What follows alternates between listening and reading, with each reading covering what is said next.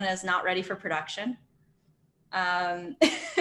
Or don't push on Fridays, because every time we do this, we stream on a Friday and something seems to be broken. I have two amazing guests with me today, but just as a reminder for the year, please adhere to our community code of conduct. If you are not aware of it, there's the community guidelines. Let me grab the link for that. Community guidelines. I think that's the community guidelines. There's also a chat notification that will let you know. So if you're new to this stream, at the very least, please adhere to the chat rules. We appreciate it. Thank you. And you're also welcome to drop anything you would like in chat. We'll probably answer asynchronously and communicate appropriately, because poor Alex and Hans probably, well, Hans is in the chat. I don't know about you, Alex. I'm in the chat now. Okay, both of them are in the chat, so they'll see it too. All right, so Hans and Alex, would you care to introduce yourselves? Yeah, sure. I can start. So my name is Hans. I'm living in Germany, which is why it's dark, and it's dark outside here. So this is why the lightning is so strange. And I'm working for HashiCorp for 2.5 years now. I was working on Consul Core previously and am now moving to Consul Cloud. Yeah, I'm Alex. I've been at HashiCorp for 7 months, all on the cloud team. So I've been on the Consul Cloud team, and now as Hans's team is kind of taking ownership of Consul Cloud, my team is transitioning to the broader cloud platform. So yeah, and I am in the United States, as it is light out, and in Kansas City, and it is snowing. So that's me. I think I'm like right between the two of you. Not right between, but just about. There's a request about your t-shirt, Alex. Oh yeah, so this is the newest HCP t-shirt that we got. I think it was right before Christmas. I like it a lot. It's pretty cool. So reach out to the HCP product owners to get one, I think. Nice. And for those who are not as familiar, there's HCP, which is HashiCorp Cloud Platform. It has Consul and Vault on it.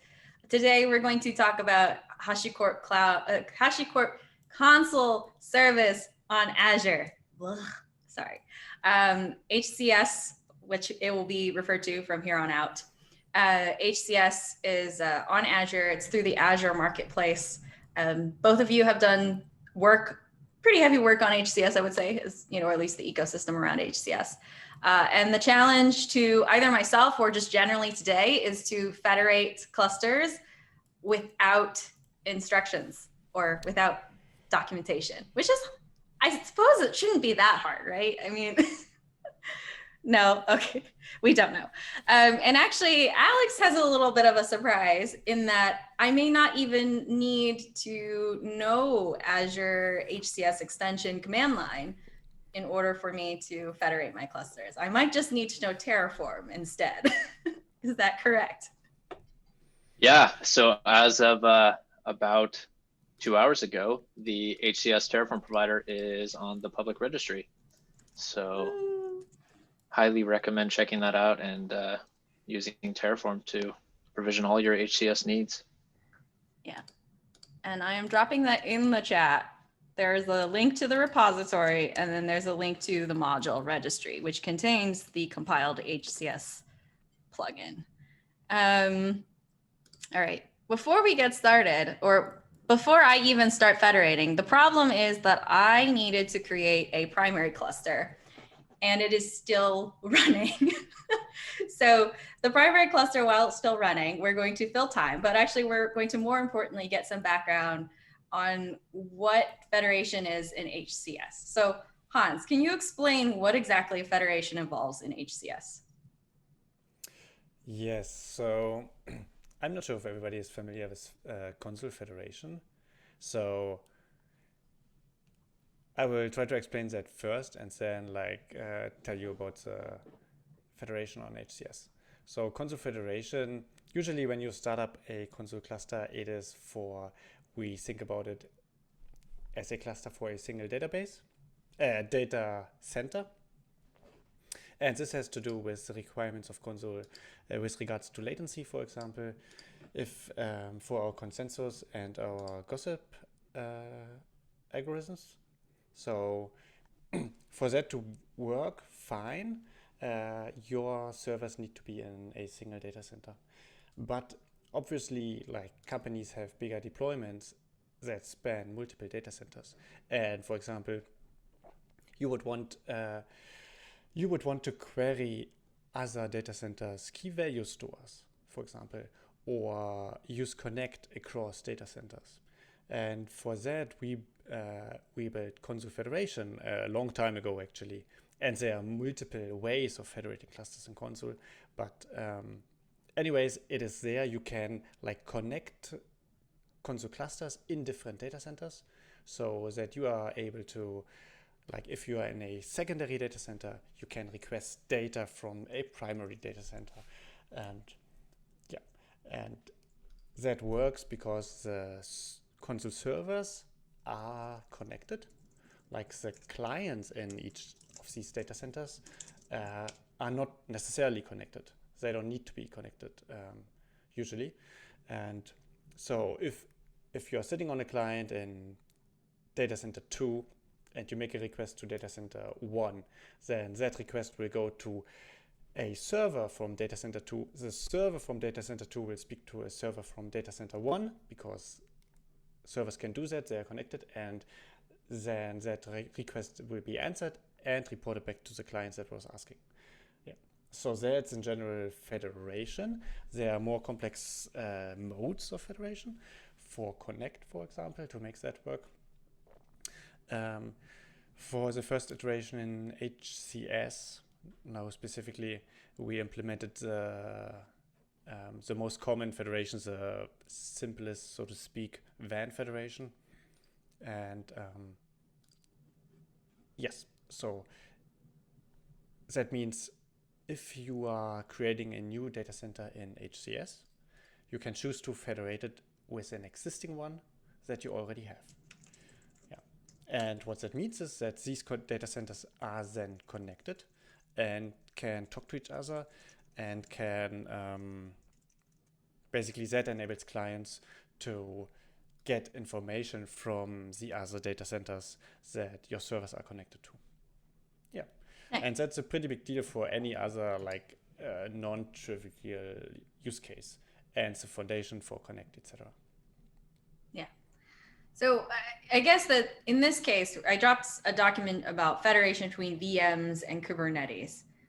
But this is, I guess, with HCS in particular, it's a special type of federation that you had to build. Is it VMs to VMs? Is it VMs to Kubernetes? Is it just doesn't matter? No, that doesn't matter. And it's not in that way, it's not a special type of federation that we built. The federation already exists. The federation mode already exists in Consul, and we only enabled that feature in Azure. For example, that means what happens in the background when you federate two Consul clusters is that, for example, each of them lives in its own VPC. I think all these cloud providers use different names, so each of them lives VNet in or virtual network, virtual I think. network, and they have to be paired together, right? And they have to be, the IP space has to be chosen so that they don't collide, etc. And the configuration for the secondary data center has also be aware that there's a primary data center and stuff like that. So these were basically some of the challenges that we went through in order to be able to federate data centers. Yeah. Nice. And Alex, have you federated Consul clusters before without using HCS? I have not federated without using the Terraform provider. So I've only federated with the Terraform provider. Okay. I was supposed to, but I missed the meeting where everyone was federating without Terraform.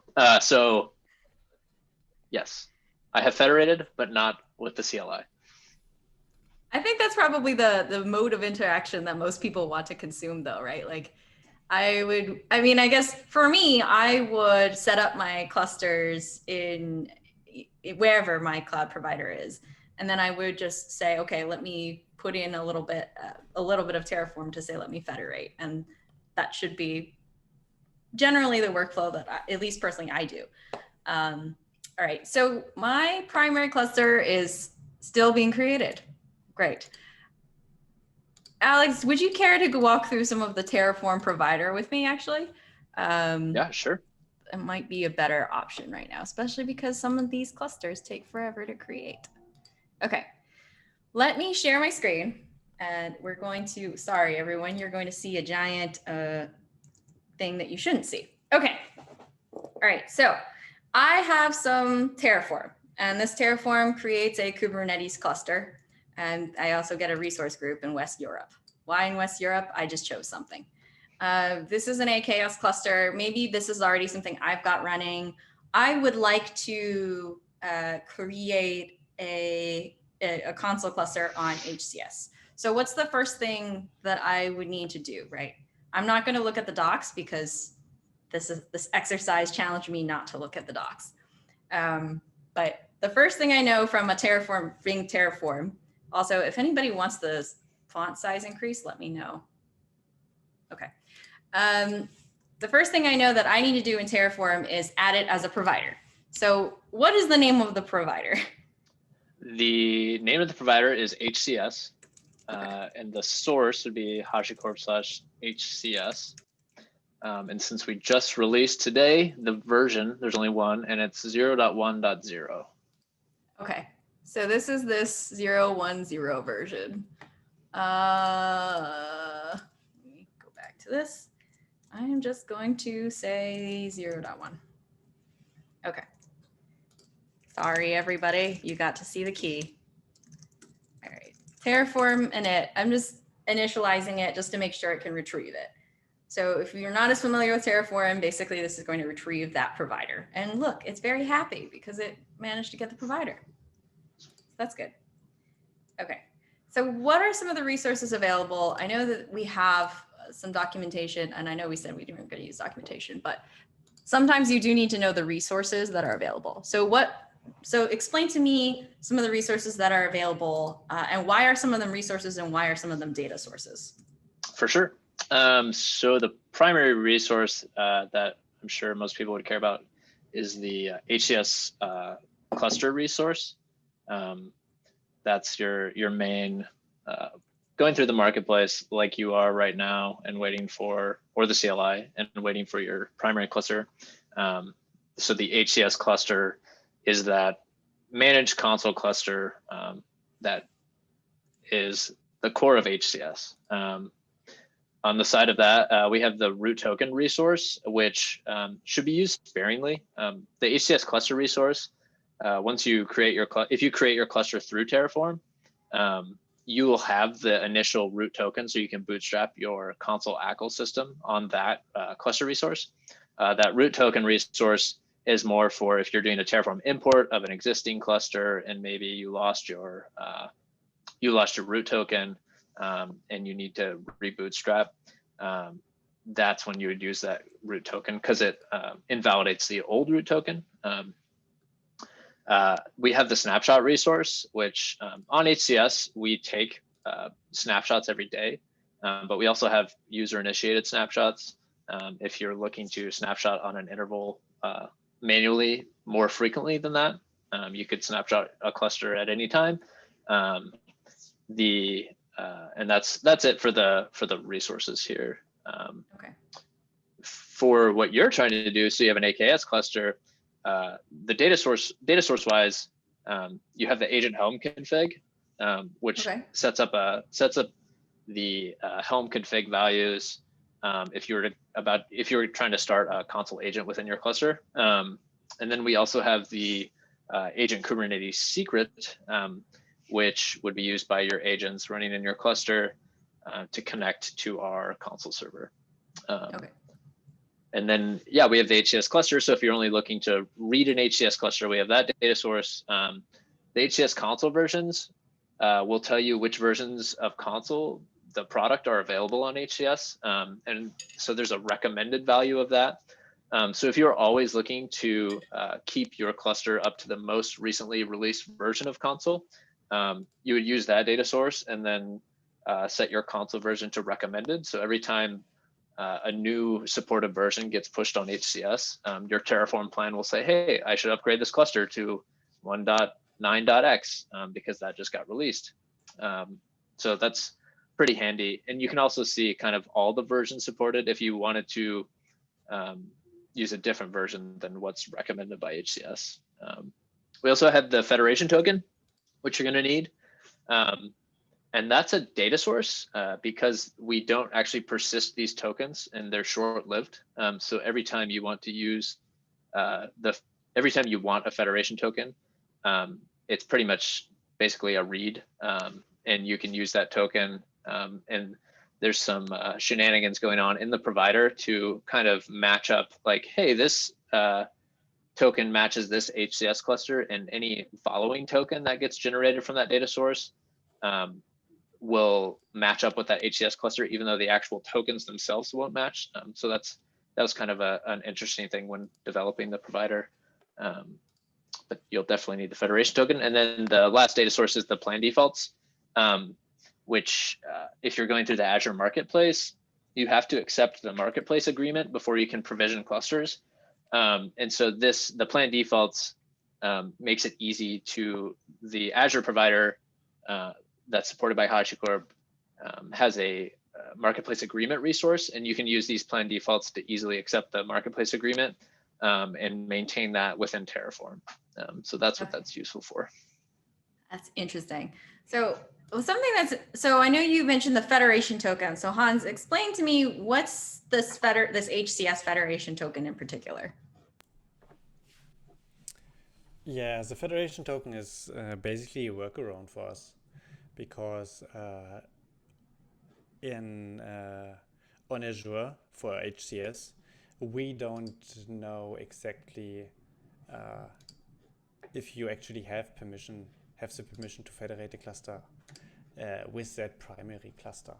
So, and our workaround is basically that in our mental model is, if you can generate that token from a primary cluster, then we assume you are the owner, or at least you have privileged access to that cluster, and you are allowed to federate with that cluster, to create a new cluster that's federated with that primary cluster.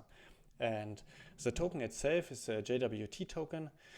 It's signed and it contains information like the location of the cluster you want to federate with. It is valid for, I think, 30 minutes, so you cannot use it indefinitely. You have, but you can reuse it for sure. So if you are creating like 2 federated clusters at once, you could be reusing the same token, but you cannot come back tomorrow and use the token from yesterday, basically. That won't work.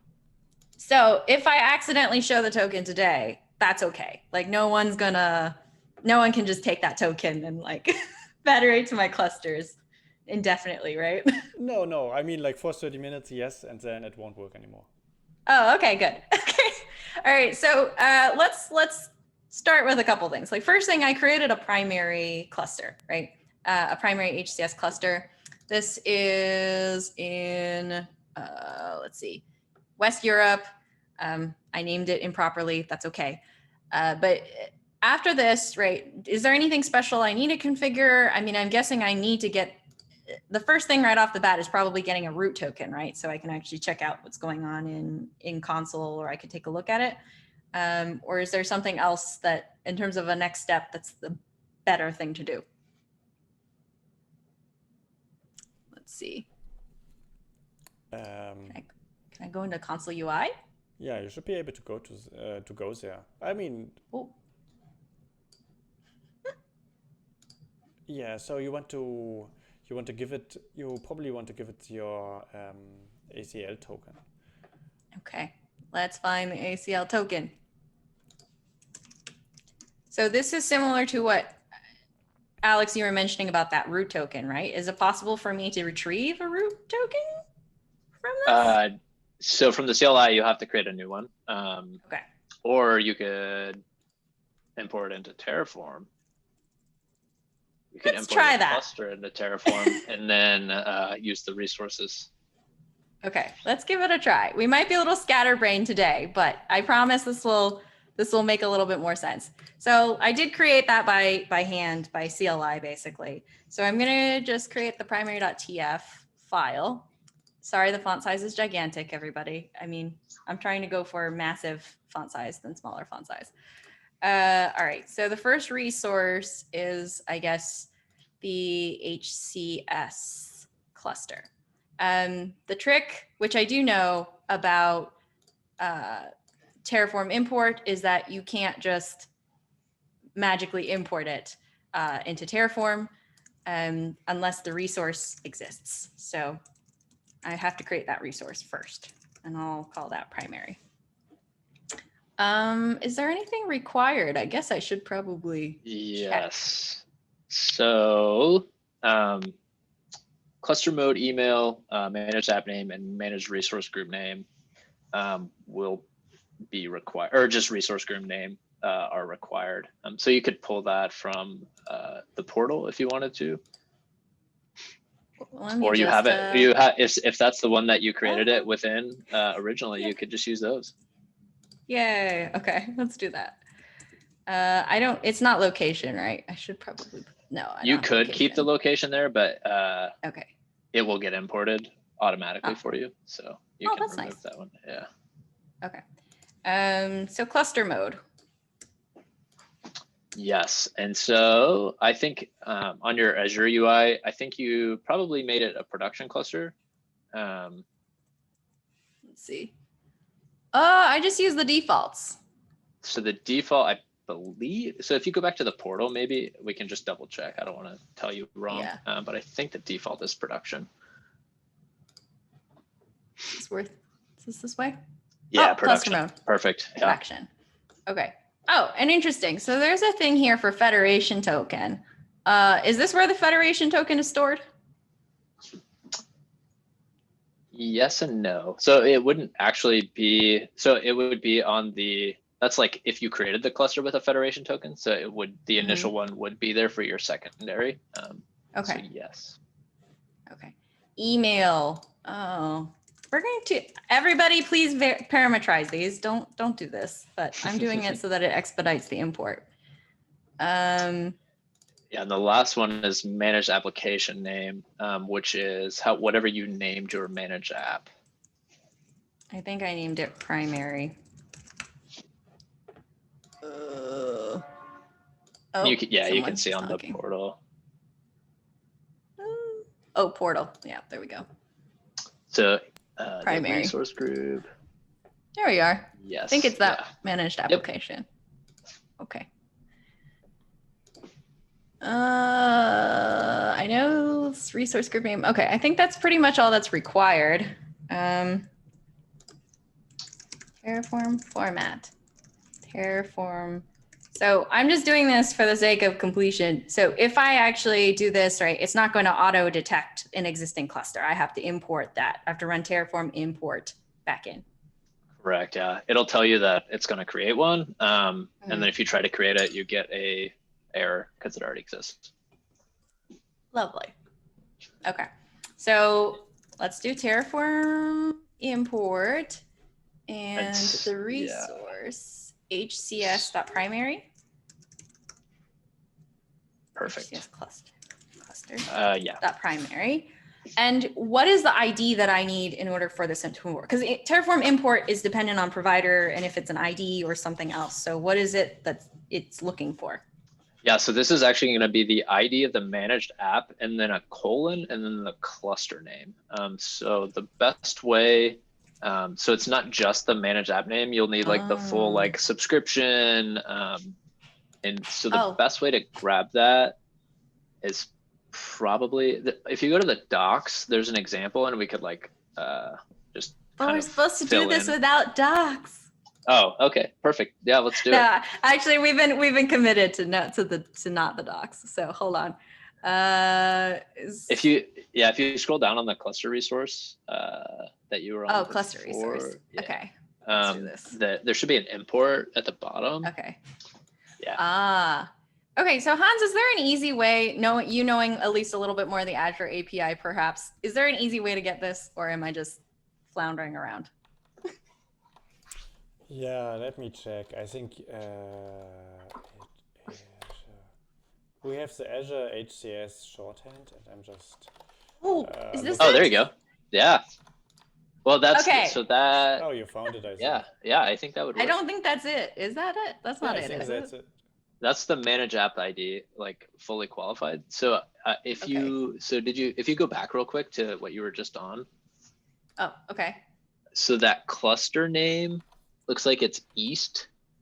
Yeah. Or no, it's primary. So yeah, primary. You're good. Okay. All right. So let's do this. Colon primary, right? Is that what the? Yeah, exactly. Okay. Let's see if this works. Is it happy? It's thinking. Okay. So for those who missed that, basically I frolicked around in the Azure UI and got the JSON view. So there's one way to get the right information there. Okay. So if I run Terraform plan, it should say no changes. I've already got everything in there, hopefully.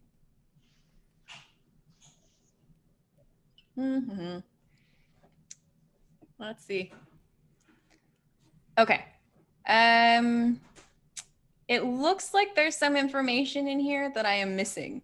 A lot of information that I'm missing.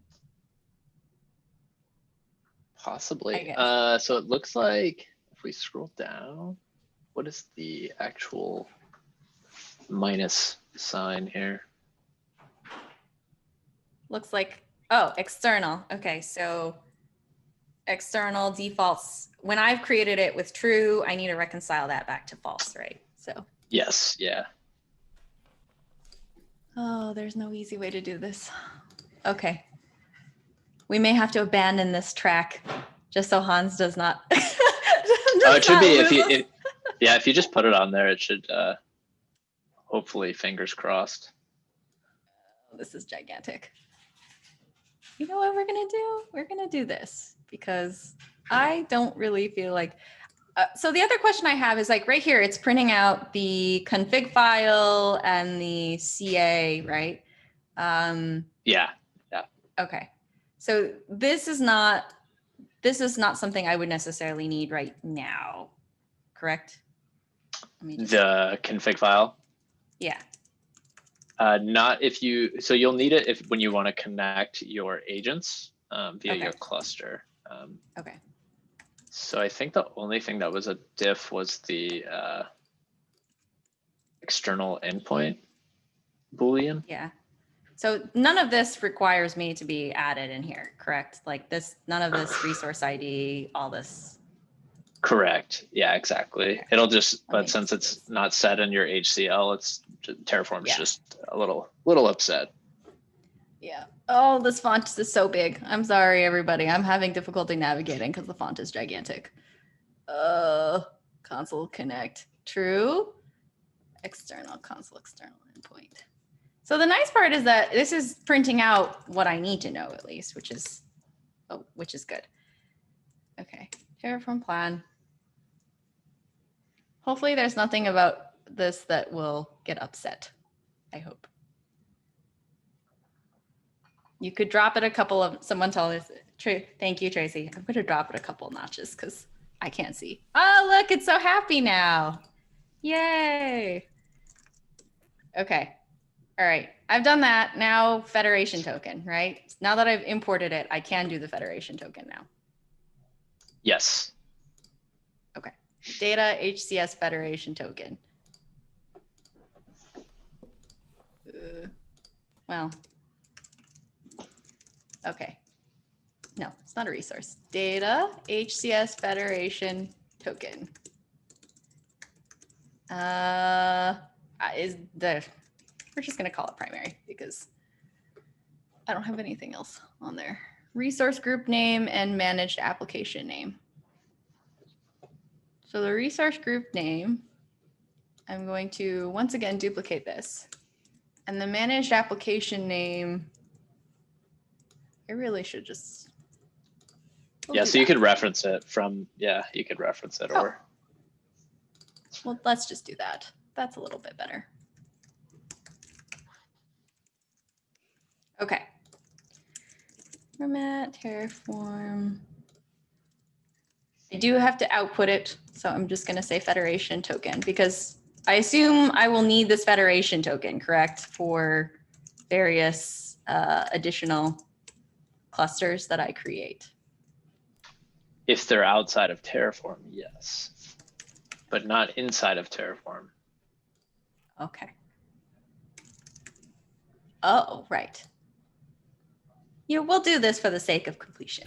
Primary, primary, and then is there an output ID or just token? Okay, just token dot token.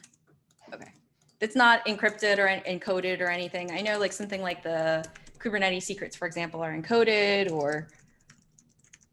Yeah, it is signed. It's like base 64 and signed and whatever. You can't read it. It doesn't look nice or anything. Oh, okay. It's a JWT token, has a usual format with the dots with the 3 portions and. Okay. Yeah. Do you want to perform these actions? Oh.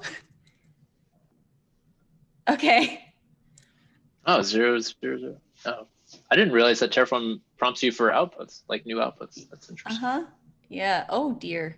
That's quite a bit of information there. My goodness. Okay. What am I seeing here? Is this the config? Oh, client certificate. It has that looks like your Kubernetes. Oh yeah, that's my Kubernetes client certificate. Okay.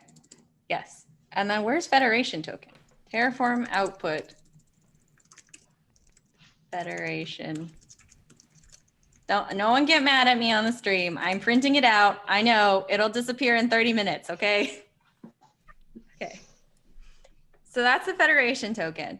The second thing I'm going to need to do is create a second cluster, correct? That would be kind of nice for this because Federation requires 2 clusters. Absolutely. Okay. So I'm going to do what Alex recommended, which is create the second cluster. HC secondary. Can the secondary cluster be in a different location? Yeah, ideally, for sure. You want to. We could throw it across the world.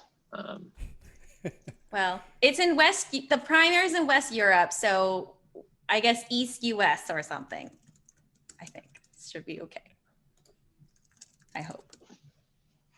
It doesn't need a different resource group. I guess Hans, this is probably a better question for Hans.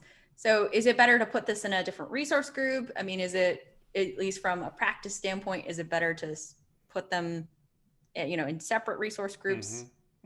Yeah. I think, I mean, honestly, I think that depends entirely on how your company is doing it. Resource groups are just buckets of things, right? So if basically your team owns a specific resource group, right? You should put them all together. But for Federation, it doesn't matter at all. Like for us, it's completely transparent. It's just a different bucket or same bucket. Nobody cares. Or we don't care. Good to know. Okay, so for Federation token, can I just say like HCS Federation token? Is it just Federation token? Me. Yeah. The property is Federation token, and then you can reference the data source for sure. I think it's Consul Federation token. At least that's what's Oh, okay. That's possible. Let's check. Okay. Consul Federation token. Yeah, Consul Federation token. Okay.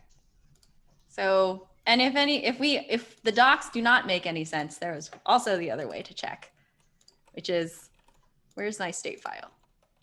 Let's see. Federation token. not my Federation token. Okay. So the field is Consul Federation Token. Basically, I've just gone into the state file and determined which field it is. At least it'll represent the schema more quickly. I could go dig into the other Consul, Consul HCS provider code, but at this point, I'm just going to do this. All right. So Consul Federation Token. We've got that. Terraform plan, because we don't Terraform YOLO, but I'm just going to Terraform apply anyway. All right. The true YOLO is auto approve, right? You gotta auto approve. Yeah. That's what I always do. Yeah, I do it, but like in this case, I actually want to see what's getting output.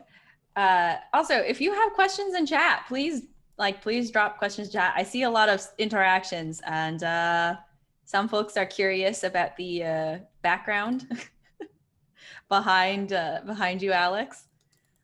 Oh yeah, my Chiefs flag. Yeah. So I live in Kansas City. I've grown up a Chiefs fan, so glad that we're in the playoffs, #1 seed in the AFC, and hopefully have a great game on Sunday. So go Chiefs. Awesome. Very nice. Yeah. So how long does this take to create? Still 15 minutes? Yeah, possibly. Okay, we'll see. Let me see. Parameters and outputs. So I've created the Federation token before. It's not going to show up in these parameters, for example. So this is just going to be perpetually blank, I assume. Is anything? Oh, we could have gotten it from here. Properties. What do you know? So many. There's also an Azure CLI. We have Azure CLI HCS command and then list, and that would list all your clusters that you're having. Oh.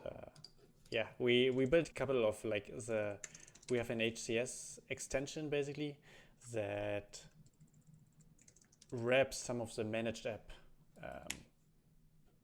Nice. Yeah, CLI basically, and yeah. Cool. We also have show federation, and yeah, you see the subscription, your whole plan in there, like the whole thing you wanted to. Okay. Let's see. I can't see this. So basically, this is what I have right now. This is my primary. I assume my secondary will show up somewhere in here somehow. Absolutely. I don't want to search. Oh, there it is. Yeah, I think this. Oh, and it prints out the Federation token for me too. So my secondary is now being created. So if I were to do this with the CLI, I would do something like AZHCS,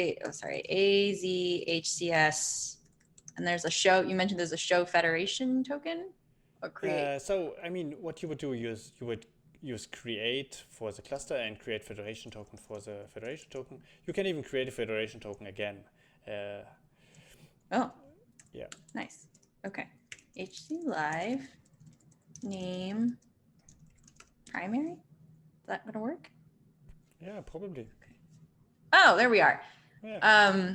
Now, out of curiosity, are these two Federation tokens, like, is the other one now deactivated? Is this one, are both active for the 30-minute window? Okay. Yeah, but they are both valid, basically. Both valid, both active until they expire. Okay. Very nice. And let's see, can I create a root token out of this? Create token. Yeah. Yay. HCS create token.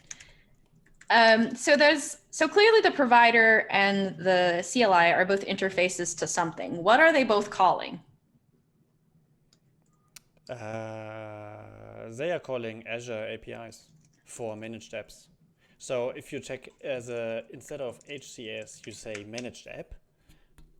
That's basically the underlying construct, and you can do similar things with. But it's not as I mean, in our context, it's not as useful because it's not built for HCS. Okay. But it, Yeah, so pretty much like all of the calls go through the Azure marketplace, and we have what's called a custom resource provider that pretty much proxies our HCP API endpoints. Okay. And that's how you kind of create the clusters on the back end and whatnot. So exactly what Hans was saying. And are there any challenges with interacting with that API, right? Like, you know, when we've written the Azure provider, there are some nuances, right? So interacting with the APIs themselves. So was there anything challenging as you were writing it, or was there anything different that you had to rethink? Because I know, Alex, you mentioned when you wrote the provider, there were some shenanigans you had to do for the Federation token. I think that's what you mentioned. And Hans, is there anything that you have to do special when you're trying to get all of this working? Yeah, so with the provider, there are definitely some nuances with interacting with pretty much anyone's cloud APIs, right? Like things fail randomly and you're like, oh, I thought this resource should be provisioned. I noticed doing adding tags in the HCS provider, the requests would fail sometimes, but the tags would get added. So you have to handle the error, but expect the tags to be added. So there's definitely nuances interacting with any cloud provider for sure. Yeah, absolutely. And I mean, pretty much the same is true for Federation and HCS. I mean, for example, one of the interesting things is you cannot federate through the UI. You can create a cluster through the managed app UI, but you cannot federate, which is because it's a very limited UI that is available to us, and quite, I mean, not that easy to deal with and quite generic, which makes it hard to provide a great UX there, which is why we decided to only make that feature available through the CLI, which is much easier to deal with. All right. Interesting. Okay, so we've run into one issue right now. It appears that the peering, the VNets are the same CIDR blocks. I guess the default CIDR block is 172.16.25 or something. I had that, I pulled it up in state. Yeah, 172.25.16.0/24. I updated the secondary to be 10.10.10.10.0.0.0.24. I don't know if that made it better or worse, or if there's something. Oh, to be imported into state. Well, that's interesting. Live debugging. Okay. Oh, nice. So the managed app got created, but once we failed the cluster creation, we need to delete the managed app from the Azure portal. So you could delete the secondary from the Azure portal real quick, and then get around that. Because it's like a weird thing where it's like. Okay, so let's do this delete, or well, let's list. We probably got a couple of them. And our managed app, I think, was secondary. You can also delete with HCS, which is the HCS subcommand. I think might be easier. Like you would say HCS and then delete. Yeah. Delete. And then let's see if I can do this, because secondary was the one. You have to provide the resource name. Yeah. Resource group name.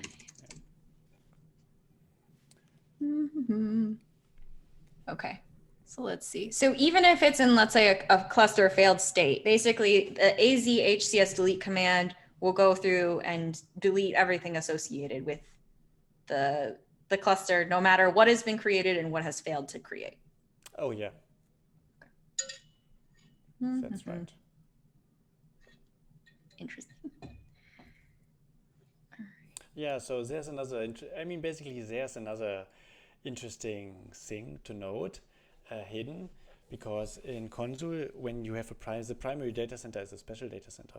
So let's assume you have a primary and a secondary, then through the portal or through the managed app CLI, you can delete the primary while still having a secondary.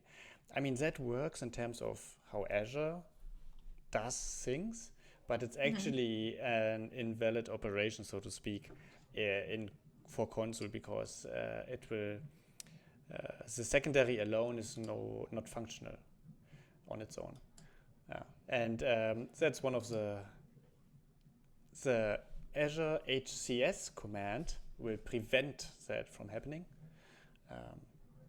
But that's one of the quirks we have to deal with, because the managed app CLI, we cannot hook into that and make it fail because of our business logic, basically, right? We have no saying in that, and so it's entirely possible that customers could delete their primary data centers clusters while still having a federation, basically. Interesting. Is there a way that logic can go into the provider? Given that it's in the HCS CLI, right? Is there a way that goes into the provider, or, I mean, I guess, does the provider itself? It's in the provider. We check to make sure that it's not the primary. So. Oh, okay. Yeah. That's just the nuance with managed apps, like Hans was saying, because like if you go through the portal and you tell Azure to delete your managed app, it doesn't care what your custom stuff is. It's just going to delete everything. That's part of the marketplace offering nuances. Yeah. Okay, I don't know if this is deleting or not deleting. I can't tell what it's doing, but yeah, source of truth would be the Azure portal if you just want to check that box. Okay. If it gets into a funky state, I don't really. Don't delete the resource group for sure. Oh no, wait, that's not it. Okay, hold on. Where's it's like button? On the right? It's like the top right. Oh, it's so confusing. Okay. No, I have like a camera in the way. Anybody who's not as familiar with my setup right now, I don't have space on my desk. So long, convoluted story, but I have a camera in the way, and it's just everything is just a mess right now.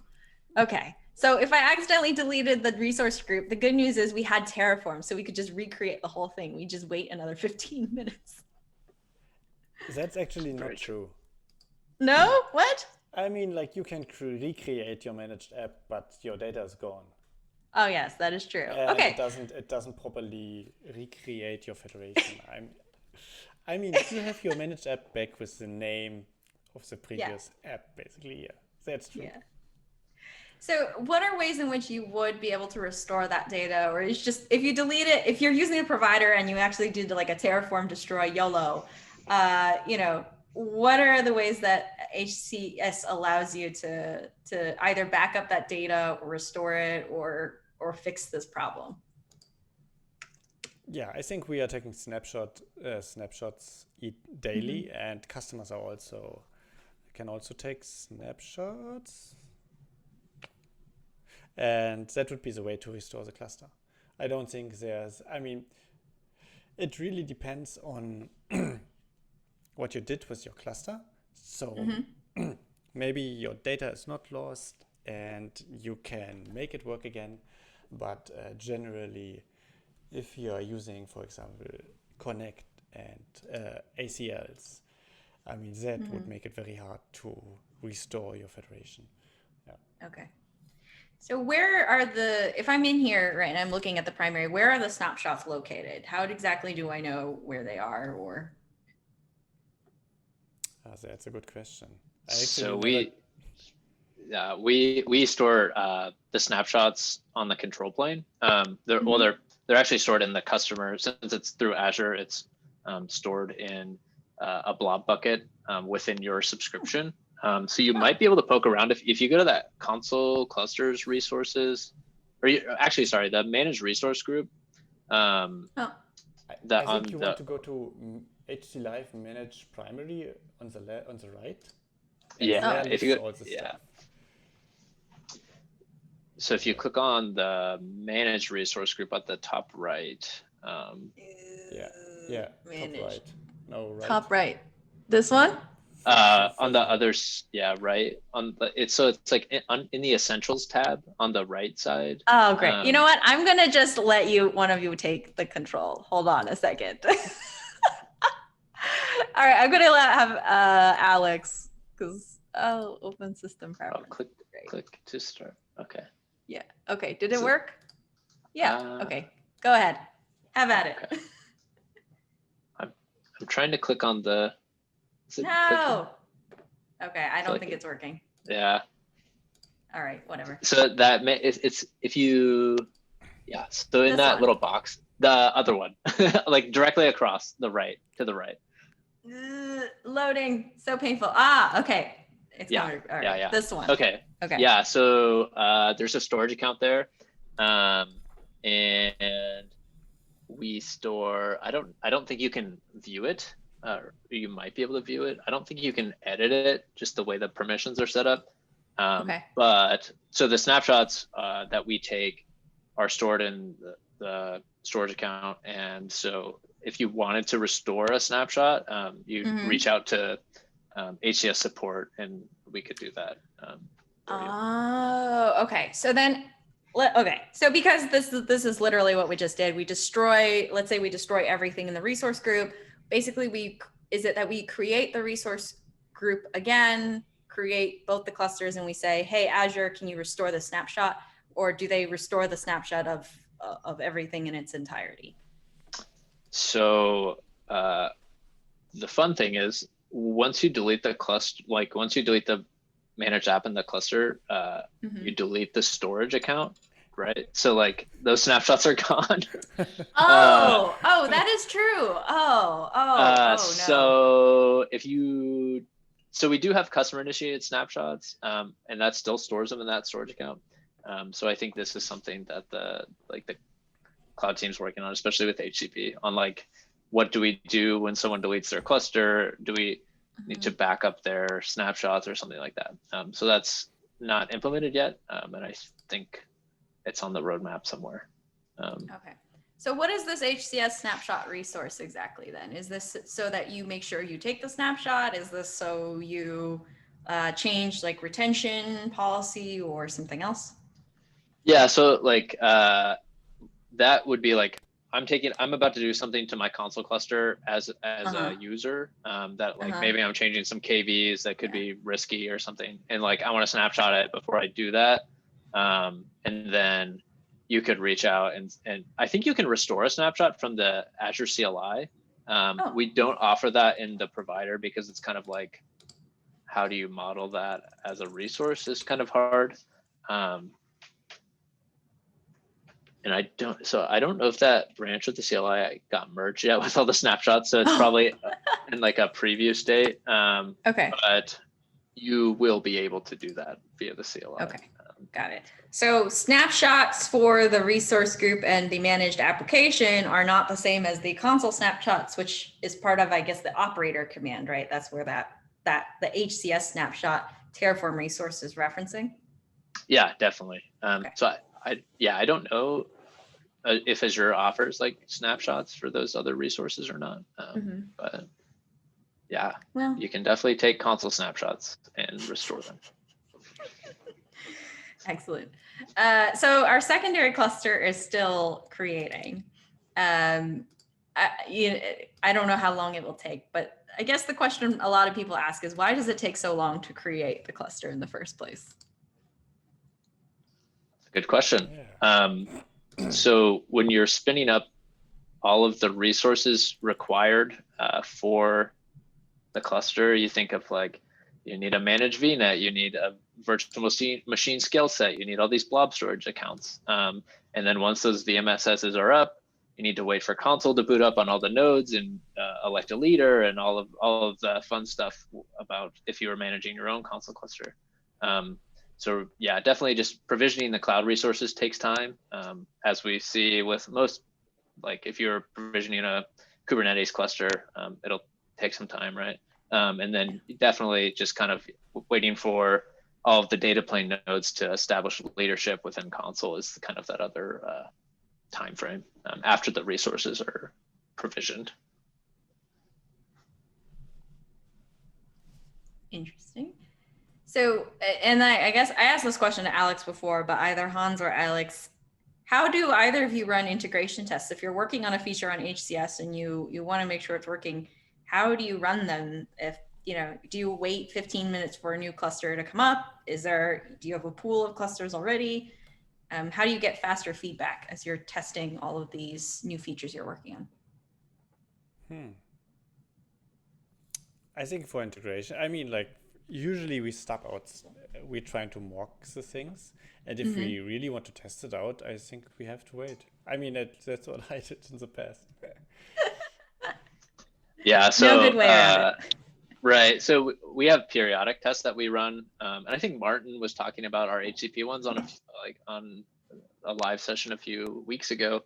On the HCP side of our end-to-end tests, we have the same, very similar setup for like periodic test a cluster every 15 minutes on the HCS side, but also all of our merges before they hit the main branch, we make sure that we can deploy a cluster with that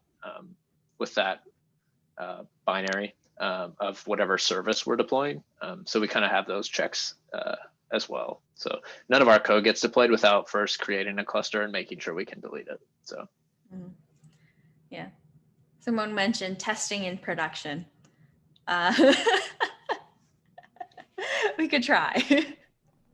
I don't know how close that would go. All right, it is still creating. A couple interesting things. So I noticed that the part of the Terraform, at least part of the Terraform provider configuration here is outputting what some would consider, let's say, sensitive information, whether that's the CI file, etc.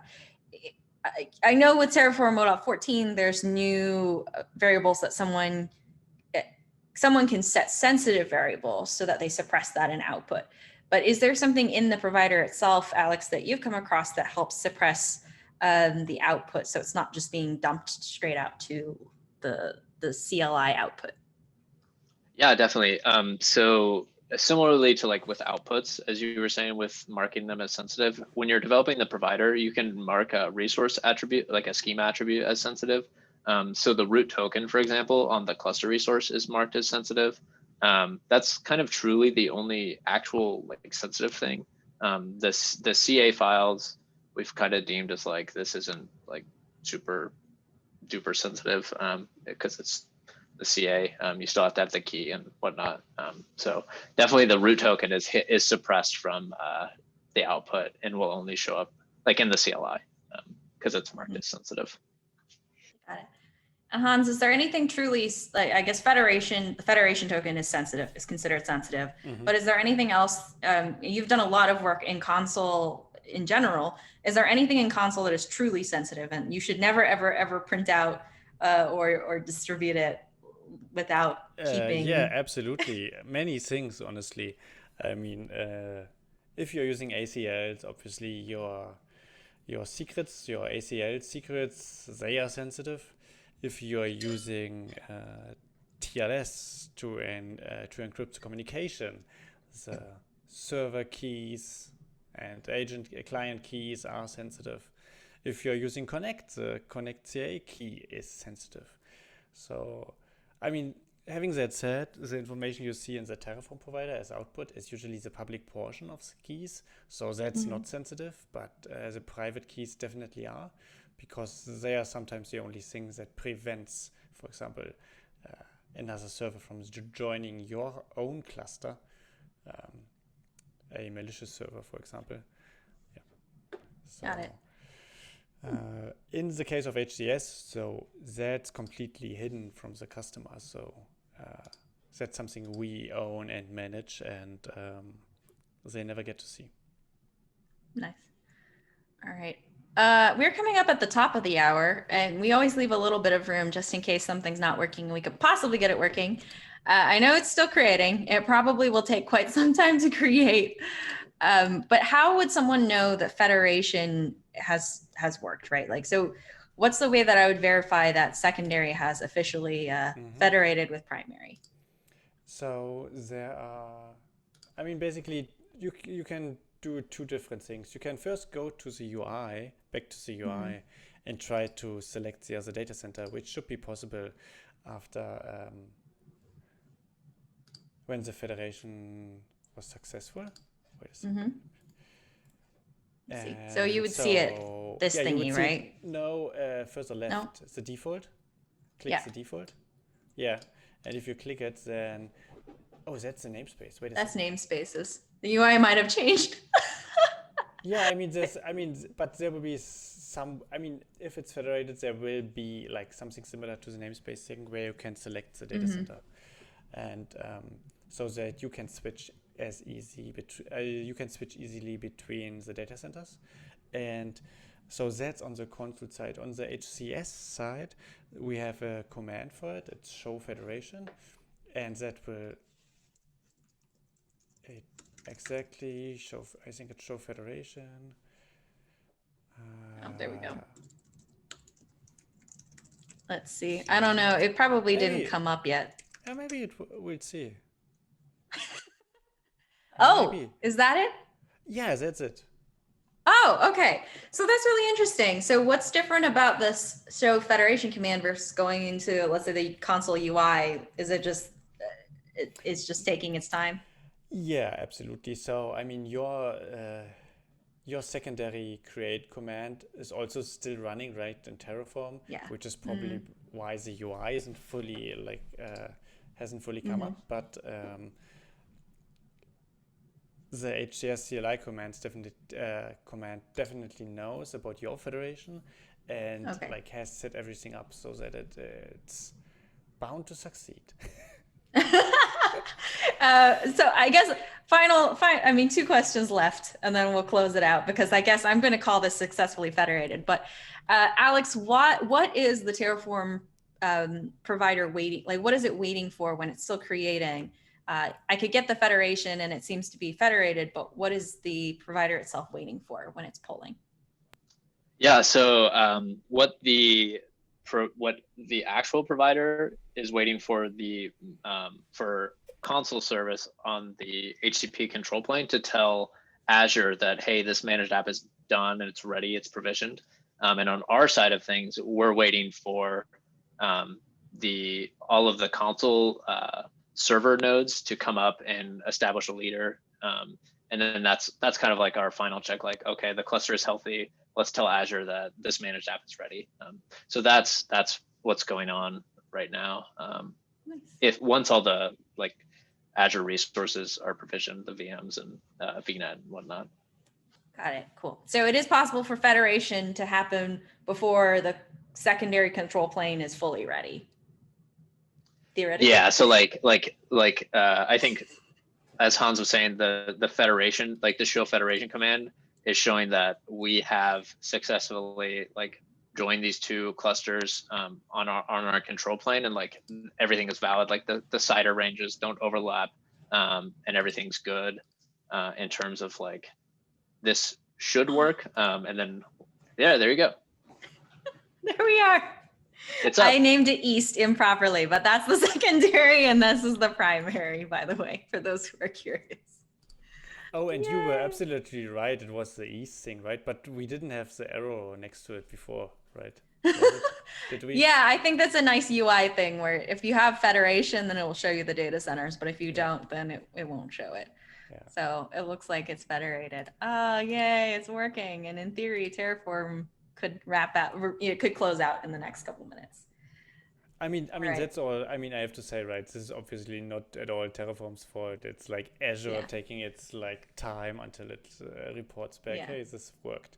Yeah. I mean, it's only 15 minutes, so give it some. Yeah, give it some time. I think it's a matter of communication, right? You've got like 3 levels of communication between Consul and Azure, and then Azure API to Terraform. So it's going to take its time. We've got one last question from the chat, and then I'll wrap it. Is there a way to knock down the amount of time it takes to provision this? Nope. Fortunately not. As we kind of just talked about, the whole Azure communication going through the marketplace kind of adds time. I can say with HCP, our HashiCorp managed offering, going through the HCP portal and whatnot, the cluster provision time is much faster than going through the Azure marketplace. So that is one thing to look forward to if you're not on Azure and you're on AWS for example. HCP clusters are much faster. Got All right, well, we're a little bit past the hour. Thank you, Hans and Alex, for joining. I learned a lot about how HCS works, as well as Federation, and all the little nuances. I appreciate you both patiently waiting for CLI to finish. But I hope at least that everybody who's viewing got a sense of how the provider works and also how this interacts with Federation. I'm glad we got Federation working. I think we did it mostly without docs, and you were able to guide me through it, so I appreciate it. And I guess it's a testament to the fact that the provider and the CLI are both very well described, in that someone who's looking at it gets a general sense of what they're going to do. So with that, I appreciate everybody who's joined today. I'm going to stop the stream. You're welcome to join us for another HashiCorp Live in a couple of weeks. Check back on this page. Be sure to subscribe. Have a great weekend.